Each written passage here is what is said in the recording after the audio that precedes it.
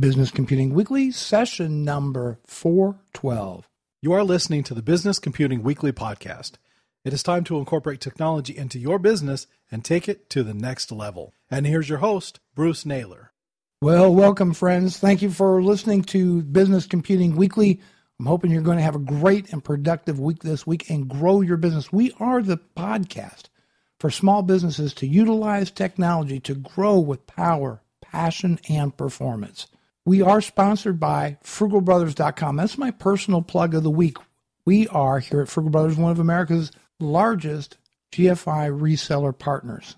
All in North America. And we did something really, really cool. We're asked to demonstrate products all the time. And it's not always convenient for you to, it's not always possible, I should say, to do a demo right there and then on the spot or at your convenience. So here's what we did. We got some folks at GFI and put together some video demos on our website. And if you go to frugalbrothers.com/demo, you can get a full demo or a full video demo of Landguard, Events Manager, and other products right there on the website. That is my personal plug. And why? Because that's what pays the bills. It's what I do. In all fairness, this is how I make my living. So that's my personal plug of the week.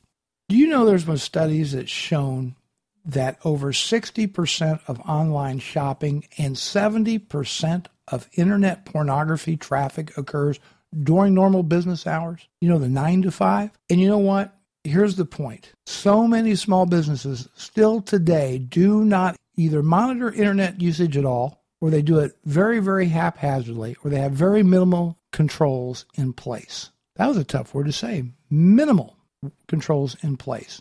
That got me to thinking, I should put a podcast around that because I do talk to clients about one of the products I happen to resell, GFI Web Monitor. So I do talk about it from time to time, but you know what? I wanted to share with you. It doesn't matter whether you're looking at Web Monitor, you're looking at other web monitoring products out there. I wanted to give you the 10 concrete reasons why you should be employing one of these tools in your small business. And I want to give you a little story. The other day, I was in a hurry to download a copy of Firefox web browser. Now, I'm a network security guy. I was in a hurry. I was distracted. I went to Google. I in the search bar, I just typed in download Firefox. The first link looked like, it was Mozilla, but it wasn't. It turns out that it is a kind of a look-alike site that tricks people into downloading Firefox with an adware installer. It is not even the Mozilla site. It is a trick. How they can get away with this is beyond me, but that is something I wanted to point out to you. I wanted to take the time to write out the 10 reasons why you need to be monitoring employee internet usage. And let's start with the first one, and that is lost productivity. And so I did some real simple math, and I said, you know what, if you've got a business, say with 50 users, and you're paying each person, I'm going to keep this simple, $20 an hour with wages and benefits, that would be equal to $1,000 an hour to run your business. Now, can you imagine if each employee cyber slacked 1 hour a week in that business? Do you know what the lost productivity to your business would be? $52,000 a year. I mean, we're talking less than 15 minutes a day, my friends. Less than 15 minutes a day of doing online shopping, checking their Facebook status, etc. That's a lot of money. And I tell you what, I can't believe the number of small businesses that don't have any controls whatsoever. I've walked into shops and I have seen employees looking at Sports Center. I've seen them updating Facebook. I've seen them on Amazon and eBay, just clicking around when they had serious work to do. The amount of lost productivity is staggering. I want you to think about that. Number 2, the risk of malware and viruses. I know, like you say, we've got antivirus software on our network, but there's a lot of websites out there that have been compromised, and they will deliver malicious downloads to your website that your antivirus software may not catch, including such things as malicious JavaScripts or other things that may compromise, say, unpatched third-party applications such as Adobe Acrobat, Acrobat Reader, etc. This puts your business at serious risk, and you can't necessarily depend on even the best antivirus software to protect you at all times under all circumstances. Okay? So think about that for just a minute. Reason number 3, compliance issues. When you have employees that are visiting, their personal webmail sites, they're visiting file sharing sites, they're maybe downloading music, copyrighted materials, all these kind of things can get you into serious, and I mean serious, legal hot water. For example, a company had an employee that went to a competitor's website, was downloading PDFs and other documents belonging to the competitor in order to modify and mimic some of the material in their marketing programs, basically to help him do his job. The competitor caught wind of what happened and successfully sued this company over the employee doing that. That is a major risk. All right? Employees have been known to do this. But if you have a web monitoring policy in place that restricts this kind of access, this shows in the event of litigation that as a company, you have made a good faith effort to restrict this kind of access. Reason number 4, we're talking big cost to your IT department. In a lot of circumstances, you get a pretty hefty bandwidth bill each month. If you've got your employees laissez-faire using the internet there at the office, who knows what they could be doing? They could be doing BitTorrent, they could be BitTorrenting movies, streaming videos, downloading music, porn, all this sort of stuff. And you know what that does? It drives up your bandwidth bill. It also hits your network resources really hard. You got a busy office, a lot of stuff going on in your network, and here you've got some bandwidth hogs on the network that's streaming movies, video, music, that kind of thing. They're downloading lots and lots of torrent files, essentially slowing your network down to a crawl and hogging up the bandwidth in your business. And the worst part is, if you don't have a network monitoring tool in place, you're not even aware of which employees are doing that. You don't even know what's going on, who's working and who's, watching YouTube all day. So this costs your IT dollars big time. Number 5, and I think this is an important one right here. Unrestricted internet access can be linked to really bad behavior, because you will have employees that will visit adult websites, they will visit gambling sites, they'll visit other undesirable sites. And you know what? This could cause real problems, including potential lawsuits. Let me give you an example. A number of years ago, I recall a company out of Indianapolis, Indiana, and one of the employees turned out to be looking at a lot of pornography. They had unrestricted internet access to their members of their management team, and one of their VPs was taking advantage of that, looking at porn, and he accidentally left the porn website open when his secretary saw it. That got a call to HR, and ultimately it ended up this way. The company was found to be guilty of having a hostile work environment and sanctioning sexual harassment. They lost, and it cost them a lot of money to defend the case, a lot, till they eventually settled this thing out, or they did some kind of settlement to get it over and done with. But by just leaving this pornographic image up on the display in a web browser was the basis of this litigation.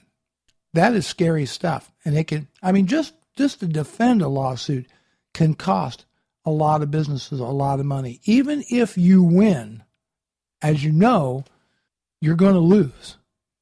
You can spend thousands upon thousands upon thousands of dollars defending yourself, that only if you would have had restricted internet access blocking these kind of sites, it wouldn't have happened to begin with. Number 6, Employees looking elsewhere. How many employees out there are using your network? They're using your internet connection in order to browse for jobs. They're going to themonster.com. They're submitting resumes everywhere, and they're doing it online. They're looking for work.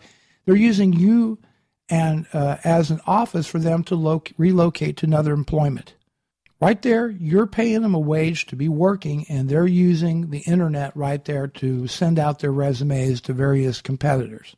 That most definitely can happen. Many unhappy employees use their work hours to shop resumes to competitors.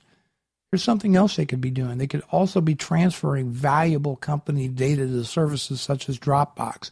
Maybe it's their personal Dropbox account. Maybe it's not. But keep that in mind. Number 7. Monitoring the internet can make your business safer. Now, this may seem like a stretch, but in the real world, a company found after beginning actively monitoring their business internet usage, an employee who was constantly searching for guns, workplace violence, serial killings, and mass shootings. This employee definitely had on his mind the thought of picking up a gun and walking in and shooting people in the business. This is what this employee was searching for over and over again. If not, he had some real problems. That might seem like a stretch, but the fact is that actively monitoring your business internet usage may reveal some safety concerns for your business.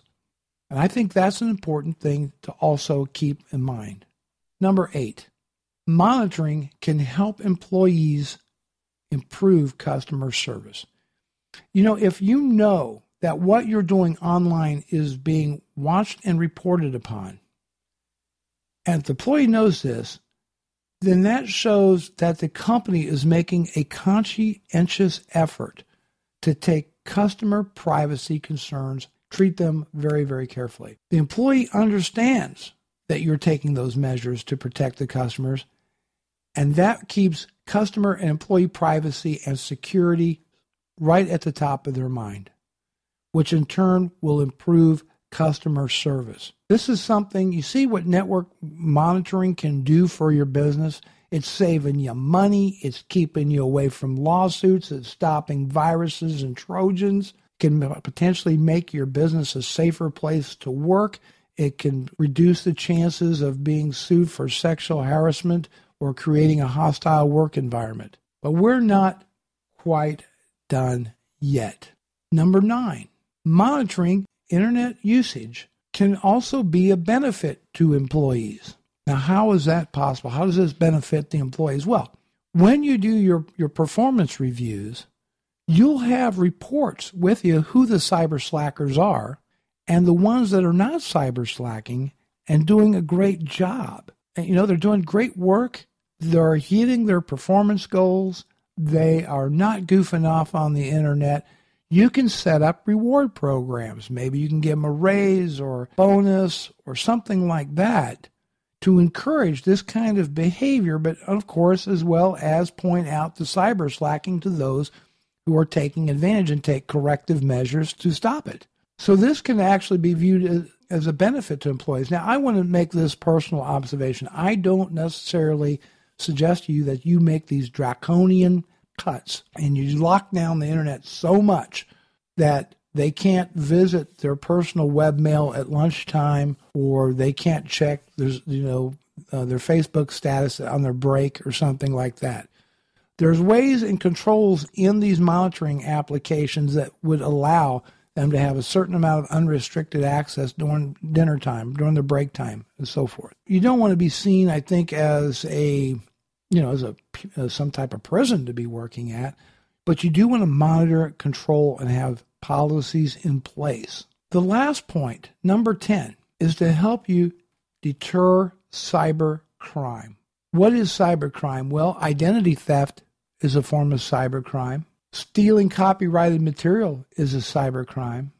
Your company data, your employee, your customer information has got to be protected at all times. You need to put adequate safeguards in place, all right? You need to put adequate safeguards in place to protect yourself against unscrupulous employees who can commit that cybercrime. They can, and some do commit identity theft or even worse. I want to get back to the topic of compliance for just a minute.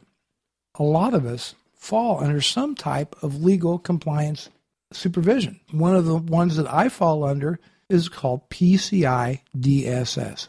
That stands for the Payment Card Industry Data Security Standard. And part of that is internet access of workstations and machines in the business and how they're controlled and how they're monitored and it's reported upon in order to maintain my PCI DSS compliance. Your business may, and that's simply because I accept credit cards. My business accepts credit cards. That puts me smack under PCI DSS compliance. If you're in the medical profession, that is HIPAA. You fall under the HIPAA guidelines for compliance. And letting people have unrestricted internet access can really, really throw you out of compliance. Could cripple your business, could shut you down. These are all items I think that's important to keep in mind. These are my 10 reasons. There's probably even a whole lot more. There's probably even more of these out there. But I wanted to share these with you. I can't believe the number of businesses out there that do not restrict their employees' access.